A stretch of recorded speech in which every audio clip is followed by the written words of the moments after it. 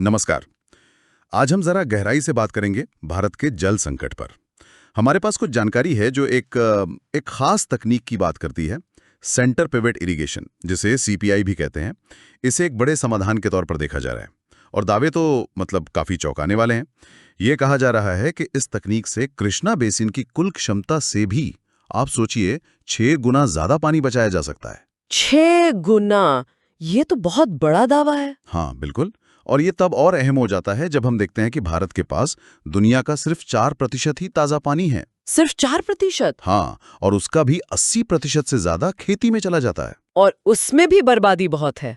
वही बात।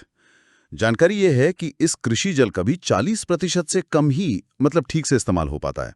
तो सवाल ये है कि ये सीपीआई चीज क्या है आखिर? क्या ये सच में पानी बचाने में इतनी कारगर हो सकती है? हाँ, देखिए, ये पारंपरिक सिंचाई से काफी अलग है और यही इसकी खासियत है। हाँ। आप ऐसे सोचिए, एक लंबा सा पाइप होता है जिस पर स्प्रिंकलर लगे होते हैं। ये एक पहिए वाले टावर पर टिका होता है और खेत में गोल गोल घूमता है, एक सेंटर पॉइंट के चारों तरफ। अच्छा, जैसे घड़ी की सुई घूमती है। हाँ, कुछ वैसा ही। हाँ। और वो जो स्प्रिंकलर है, वो बिल्कुल नपी तुली मात्रा में पानी सीधे फसल पर डालते हैं। तो होता क्या है कि जो पारंपरिक बाढ़ सिंचाई होती है ना, जिसमें बस खेत में पानी भर देते हैं। हाँ हाँ, वो खुला पानी छोड़ देते हैं। बिल्कुल, उसमें बहुत सारा पानी तो भाप बन जाता है या बह जाता है। उसकी तुलना में सीपीआई से पानी का इस्तेमाल 50 से 75% तक कम हो सकता है। 50 से 75%? ये तो बहुत बड़ा अंतर है। हाँ, बहुत ज्यादा। पानी की बचत का ये एक अहम पहलू है। और पानी बचाने के अलावा जानकारी कुछ और फायदों की भी बात करती है। जी बिल्कुल। एक तो ये कि ये सिस्टम मशीनीकृत है, ऑटोरेटेड है। मतलब किसानों की मेहनत कम। सही बात, मेहनत कम लगती है और क्योंकि पानी लगातार और सही मात्रा में मिलता है, तो फसल की पैदावार और उसकी क्वालिटी दोनों बेहतर हो सकती है। और ये टिकते कितने हैं? मतलब एक बार लगा दिया तो? ये भी एक अच्छी बात है। ये काफी टिकाऊ होते हैं, करीब 25-30 साल तक चल सकते हैं और हर तरह के खेत के लिए ठीक है, बड़े हों, छोटे हों या फिर उबड़ खाबड़ पहाड़ी इलाके भी हों। सुनने में तो ये सब बहुत ही प्रभावशाली लग रहा है, लेकिन असल में इसे अपनाने में कुछ मुश्किलें भी तो होंगी। इतना आसान तो नहीं होगा। बिल्कुल नहीं। देखिए, चुनौतियां तो हैं। सबसे पहली और शायद सबसे बड़ी है लागत। पैसा। हाँ, पैसा। ये सिस्टम महंगे तो होते हैं, खासकर जो हमारे छोटे किसान हैं उनके लिए शुरुआत में इतना पैसा लगाना वो थोड़ा मुश्किल हो सकता है, भले ही बाद में पानी और मेहनत बचे। तो फिर इसका हल क्या सोचा गया है? हल के तौर पर कई चीजें हैं, जैसे सरकार सब्सिडी दे सकती है या फिर कम ब्याज पर लोन मिल जाए। एक और मॉडल हो सकता है सहकारी, मतलब किसान समूह बनाकर साथ में खरीदें और इस्तेमाल करें। अच्छा, और? तकनीकी जानकारी, इसे चलाना, ठीक करना। हाँ, वो भी एक जरूरी बात है। ये सिस्टम लगाने के बाद किसानों को इसे ऑपरेट करना आना चाहिए।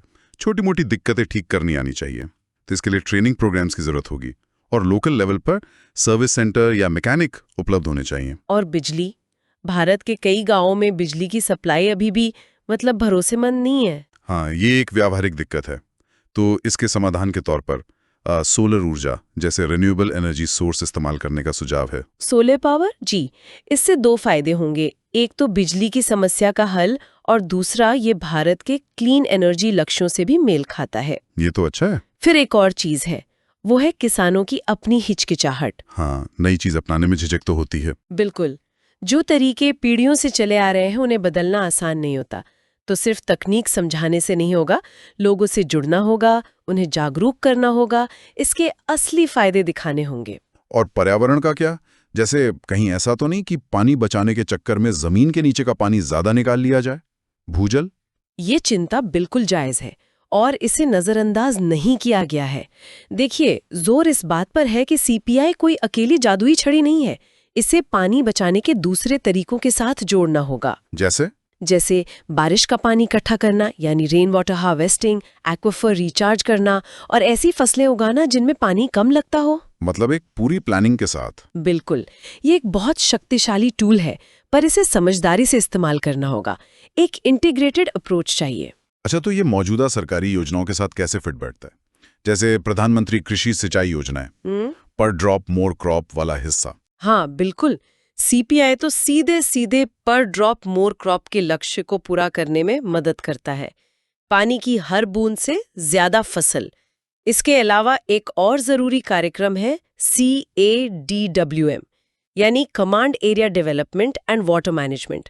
इसका काम है कि नहरों का पानी आखिर तक सही ढंग से पहुंचे समान रूप से। हाँ।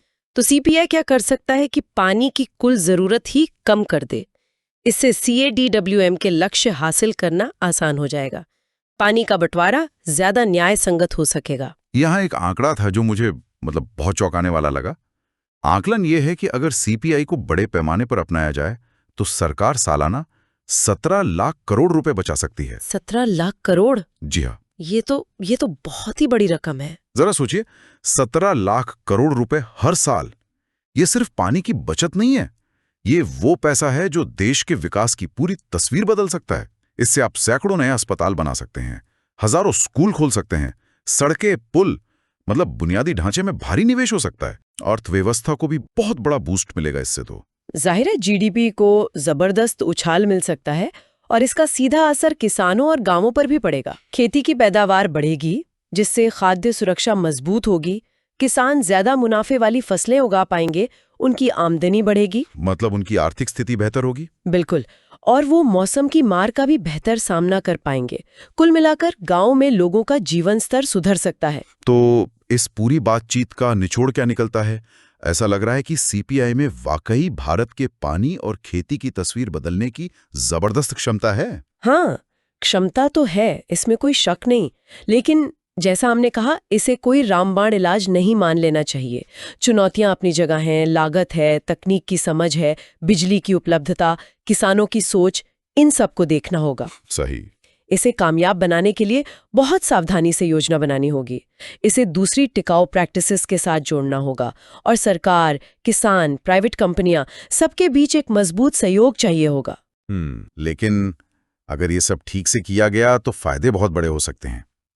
पानी की बचत तो है ही, पर उसके साथ साथ आर्थिक विकास, बेहतर खाद्य सुरक्षा, गांवों की तरक्की और पर्यावरण का संरक्षण, ये सब संभव है। आज की इस चर्चा से एक बात तो साफ उभरती है कि कैसे सही टेक्नोलॉजी, अगर उसे जिम्मेदारी से और एक समग्र सोच के साथ इस्तेमाल किया जाए, तो वो हमारे सबसे कीमती प्राकृतिक संसाधनों को बचाने और एक बेहतर टिकाऊ भविष्य बनाने में कितनी अहम भूमिका निभा सकती है।